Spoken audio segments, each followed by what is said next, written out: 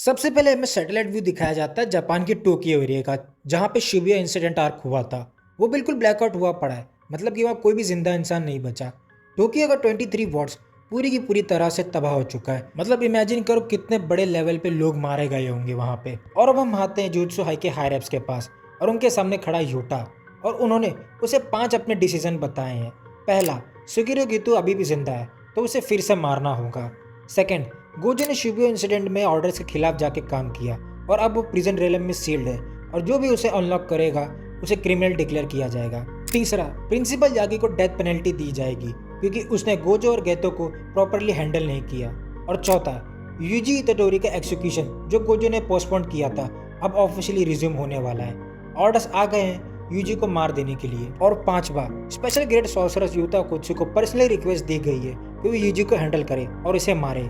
और यूता खुद चाहता है कि वो यूजी को मारे क्योंकि उसने उसके बेस्ट फ्रेंड यानी कि उनिमाकी का हाथ काट दिया था शिबुया इंसिडेंट में।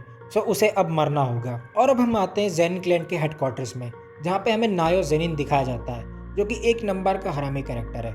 और वो अपने अटेंडेंट से पूछता है कि माकी का क्या हुआ, जिंदा है कि मर गई, और भी कुछ उल्टा सीधा बोल रहा होता है। इसके बाद वो अपने फैमिली मेंबर्स के पास पहुंचता है जो कि उससे कहते हैं कि तुम लेट हो, और नाया बड़े प्यार से उनसे माफी मांगता है क्योंकि आज वो ऑफिशियली अपने क्लैन का नेक्स्ट लीडर बनने वाला था। और जिस तरह से नाया अपने अंकल से बात कर रहा था वो बहुत ही एरोगेंट और बड़ी बदतमीजी से बात कर रहा था, जिसपे वो लोग उस पर अटैक भी करना स्टार्ट करते हैं, बट वो मार नहीं पाते क्योंकि उन्हें पता है कि वो एक बहुत ही इंपॉर्टेंट शख्स का लड़का है और अगला लीडर है बेस क्लैन का। फिर एक ओल्ड मैन की एंट्री होती है अंदर, और वो बताता है मास्टर नायोबुता जेनिन ने अपने डेथ से पहले एक विल लिखी थी।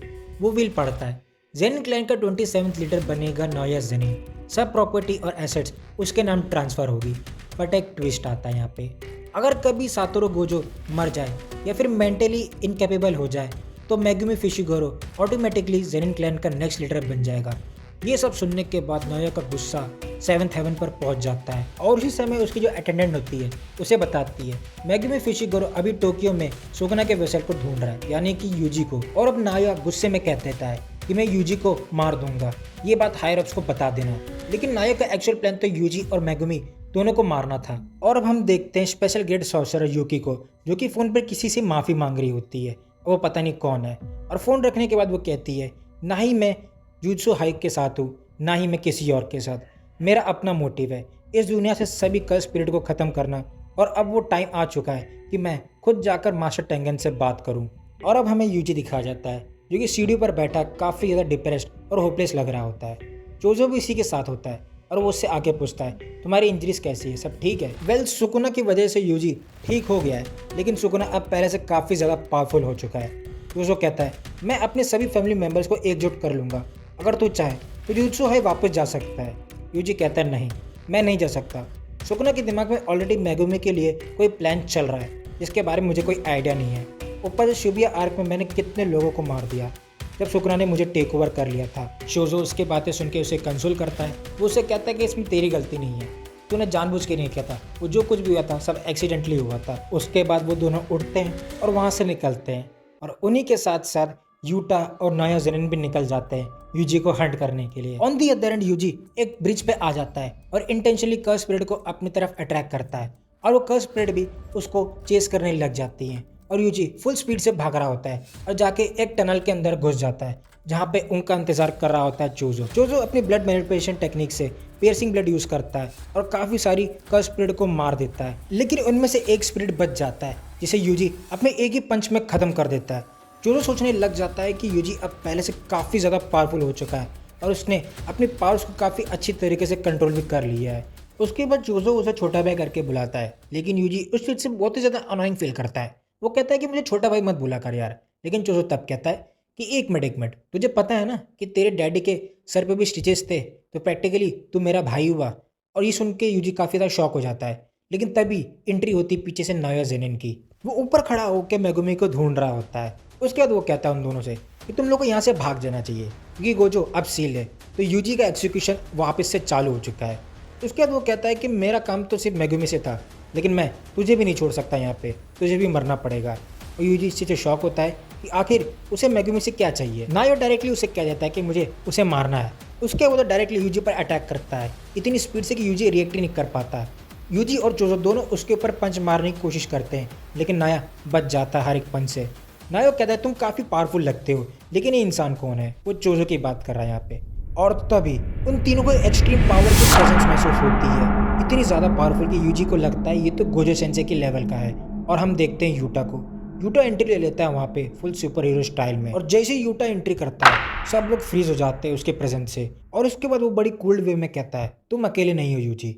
यूजी समझ नहीं पाता कि ये कौन है और इसे मुझसे क्या चाहिए, लेकिन यूटा बात करने के मूड में नहीं होता वहाँ पे। चोजो जानता था कि ये फाइट अलग लेवल पर जाने वाली है। यूटा तब बालकनी से जंप करता है और वो जहाँ लैंड करता है पूरी दीवारें टूट जाती है वहाँ पे। यूजी और चोजो के तो होश उड़ जाते हैं ये देखकर। यूटा आगे बढ़ते हुए पूछता है तुम लोग में से कौन यूजी के साथ है? ये सुनकर नाया सीधा अपना हाथ खड़ा कर देता है। वो कहता है मैं तुम्हारे साइड हूँ। जिस पर यूटा कहता है तुम कौन हो? तब नाया बताता है मैं माकी का कजन हूँ और मैं भी यहाँ यूजी को मारने आया हूँ, लेकिन अगर तुम चाहते हो कि तुम उसे मारो तो मैं इंटरफेयर नहीं करूंगा तुम्हारी फाइट के बीच। और अब चोजो यूजी से कहता है तुझे यहाँ से भागना पड़ेगा, ये इंसान बहुत ही ज़्यादा पावरफुल है। बात रही पीले बाल वाली लड़की की तो मैं इसे संभाल लूंगा। हाँ भले वो पास्ट है, लेकिन तब भी मैं उसे देख लूंगा। तो अपनी स्पीड यूज़ करके भाग जा।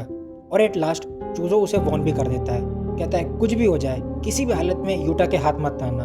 वो ये भी कहता है मुझे उस जगह मिल जाना जहाँ हम कल मिले थे। यूटा कन्विंस हो जाता है नाया की बात से। वो समझ जाता है कि यूजी के साइड नहीं है, तो वो उससे कहता है तुम दूसरे इंसान को संभालो, मैं यूजी को एक्सिक्यूट कर दूंगा।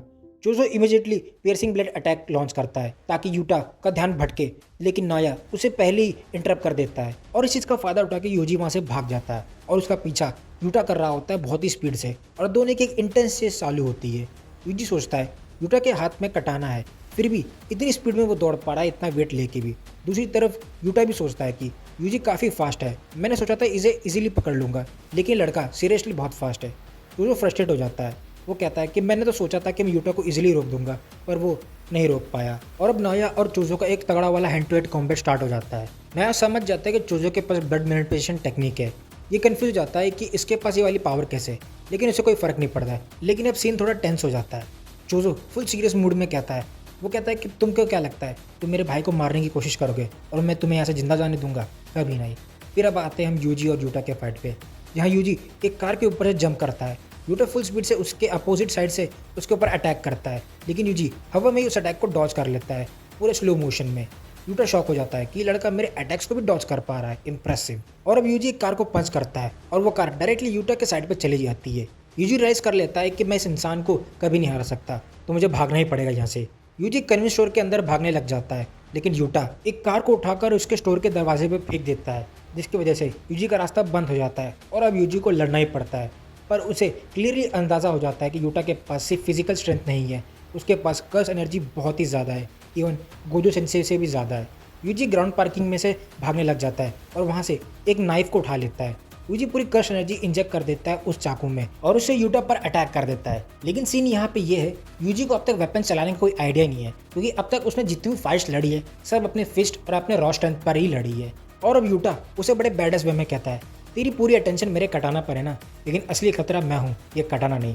और यूटा एक अनएक्सपेक्टेड किक मारता है यूजी के पेट पे, और यूजी कहता है ये इंसान एक नॉर्मल किक भी इतने पावरफुल में मारता है। और उसके बाद यूटा अपने अगले अटैक में यूजी का चाकू तोड़ देता है और उसके चेस्ट पे एक बड़ा सा कट लगा देता है, लेकिन यूजी वो मौका यूज़ करता है।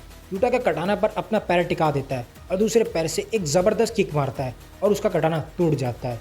यूटा शॉक हो जाता है, लेकिन उसे पता है कि ये गोजो का स्टूडेंट है, तो इसे लड़ना काफ़ी डिफिकल्ट होगा क्योंकि ये स्ट्रांग होगा ज़रूर। लेकिन अब खेलने कूदने का समय खत्म हो जाता है क्योंकि रिका वहाँ पे आ चुकी है और यूजी उसके प्रेजेंस से हिल भी नहीं पाता, क्योंकि उसकी ऑरा इतनी ज़्यादा डार्क और स्कैरी होती है कि यूजी को वो पूरी तरह से घेर लेती है। रिका अपने डिमोनिक वे में पूछती है आखिर यहाँ चल क्या रहा है, और यूटा उसे काम कराता है, बोलता है यहाँ कुछ नहीं सीरियस चल रहा है, हम बस खेल रहे हैं। यूजी पूरे फियर में कांप रहा होता है, वो कह रहा होता है ये क्या है, क्या ये किसी टाइप की शिकिगामी है। और हम देखते हैं यूटा को जो कि यूजी के पास आ रहा होता है और अपनी टूटी हुई कटाना को उसके चेस्ट के अंदर घुसा देता है और उसे कहता है सॉरी टेडोरी। और इसके तुरंत ही बाद हमें सुकोना दिखाया जाता है, जो कि पहले बहुत ही ज़्यादा शॉक होता है कि यहाँ सब क्या चल रहा है, लेकिन तभी उसे कुछ रियलाइज होता है और वो अपने यूजुअल वे में हंसने लग जाता है। पहले अब हम आते हैं दूसरे फाइट पे, जहाँ पे नाया फ्रेम मैनिपुलेशन टेक्निक यूज़ करता है। पहले हमने इसको शिबुया इंसिडेंट आर्क में देखा था, नोबितो को यूज़ करते हुए। नाया फुल पावर में चोजो के ऊपर एक पंच मारता है और वो फ्रेम टूट जाता है और चोजो की हालत एकदम ख़राब हो जाती है। चोजो कन्फ्यूज हो जाता है कि कौन सी कर्व स्पिरिट है, और अब वो बिना रुके चूजो के ऊपर अटैक करने लग जाता है। लेकिन इतने सारे अटैक्स लेने के बाद भी चूजो गिव अप नहीं करता और फिर चूजो अपनी टेक्निक एक्टिवेट करता है। चूजो के फेस पे मार्क्स चेंज होने लग जाते हैं, नए मार्क्स आने लग जाता है उसके फेस पे, और नायक कहता है तुम एक नंबर के बेवकूफ़ हो, मैंने तुमसे तुम्हारे टेक्निक के बारे में पूछा था, ना कि तुम्हारे खानदान के बारे में। नाया सडनली डिसअपेयर हो जाता है इतनी स्पीड में, लेकिन चोजो अपनी टेक्निक की मदद से नायो का ट्रैक कर लेता है क्योंकि चोजो ने अपनी आंखों में ब्लड फ्लो बढ़ा लिया होता है, जिस वजह से उसे बेटर विजन मिल रहा होता है। लेकिन फिर भी नायो चोजो के पेट पर पंच मारता है और उस पंच से चोजो के पेट से काफ़ी ज़्यादा खून निकलना स्टार्ट हो जाता है, क्योंकि नायो ने अपने हाथ में एक चाकू पकड़ा होता है। वो चाहता था कि उसके पेट से और उसके बॉडी से जितना ज़्यादा खून निकल जाए उतना बढ़िया है, ताकि वो ब्लड मैनिपुलेशन टेक्निक यूज़ ना कर पाए। अब उन दोनों के बीच अपने आइडियोलॉजीज का क्लैश हो रहा होता है, बेसिकली अपने फैमिली और अपनी सिबलिंग्स के रिलेटेड। और ये सब फालतू के बातों के बाद चोजो अपनी ब्लड लॉस को कंट्रोल करना शुरू कर देता है। नायो के होश उड़ जाते ये देखकर चोजो अभी भी जिंदा कैसे है और वो अपनी बॉडी से निकलने वाले ब्लड को कंट्रोल क्यों कर पा रहा है। चोजो कहता है मैं आधा इंसान हूँ और आधा कर्स पेड, तो ब्लड लॉस से मेरा कोई घाटा नहीं होगा और मैं इससे मरूंगा भी नहीं, मैं अपने ब्लड को बाहर से भी कंट्रोल कर सकता हूँ। और चोजो अपने ब्लड से एक बड़ी सी वॉल खड़ी करना शुरू कर देता है और नाया उसे देख नहीं पाता, और तभी चोजो आता है और उसके ऊपर अटैक कर देता है, जिसे वो बहुत बैरली लॉन्च करता है। नाया के लेफ्ट साइड में चोजो खड़ा है और पियर्सिंग ब्लड शॉट मारने वाला होता है, बट नाया डॉज कर लेता है और अब उसको काफ़ी ज़्यादा दिक्कत होने लग जाती है। चोजो सडनली पीछे से किक मारता है, लेकिन नाया डिफेंड कर लेता है उसे, और अब चोजो उसके सामने खड़ा होता है और अपने फाइनल अटैक करने वाला होता है। चूजो का ब्लड हवा में उड़ने लग जाता है और वो उससे कहता है कि तुम्हारा खेल खत्म, लेकिन चूजो अटैक नहीं करता अभी भी। नाया कंफ्यूज हो जाता है इस चीज़ से, ये लड़का अब तक अपना अटैक क्यों नहीं किया उसने। और अब यहाँ पे ऑथर रिवील करता है कि ये टेक्निक चूजो की स्पेशल टेक्निक है, जिसको कि उसने 150 सालों तक मॉडिफाई करके बनाया है। और उसके बाद एक हवा में एक तगड़ा सा ब्लास्ट होता है और उसकी छींटें बिल्कुल बुलेट्स की तरह हवा में उड़ जाती हैं, और नाया को हम देखते हैं जिसके बॉडी में काफ़ी ज़्यादा छेद हो गए होते हैं उस अटैक की मदद से। और चूजो उसके सामने आके कहता है कि तुम इसलिए हारे क्योंकि तुम अपने भाइयों बहनों को प्यार नहीं करते। लेकिन तभी एंट्री होती है यूटा की, यूजी की डेड बॉडी को घसीटते हुए। चूजो कुछ करना चाहता था, लेकिन यूटा एक ही स्ट्राइक में उसे अनकॉन्शियस कर देता है, बिना किसी कर्स टेक्निक के, सिर्फ अपने रॉ स्ट्रेंथ के बदौलत। और अब यूटा नायो के सामने आता है और उससे पूछता है तुम्हें तो यार काफ़ी चोट लगी है, जिसके रिस्पॉन्स में नाया कुछ बोलना चाहता था, लेकिन उसके मुंह से काफ़ी ज़्यादा ब्लड स्प्लिट होने लग जाता है। और वो सोचता है चूजो की ब्लड मेरे ब्लड से मर हो चुकी है, जिसके अंदर काफ़ी ज़्यादा पॉइजन है और मैं अब कभी भी मर सकता हूँ उस पर। वैसे एक चीज़ बता दूँ आपको कि यूजी अभी तक जिंदा है, मतलब जिंदा होगा, वो भी यूटा उसे करेगा आगे जाके, जिसको कि मैं अपने नेक्स्ट पार्ट में कवर करूँगा, यानी कि नेक्स्ट वीडियो में। अगर आपको ये वीडियो चाहिए तो मुझे ज़रूर बताना कमेंट करके नीचे। वैसे भी मैंने अपनी वीडियो के अंदर इसके दोनों मेजर फाइट्स कवर कर चुके हैं और ऑलमोस्ट मैंने 99% ऑफ द आर्क कवर कर लिया है। बस जो थोड़ा बहुत बचा, हाँ, वो इंपॉर्टेंट पार्ट है। लेकिन अगर आपको चाहिए तो मैं इसके ऊपर वीडियो बनाऊंगा, वो भी नेक्स्ट वीक आएगी, ठीक है।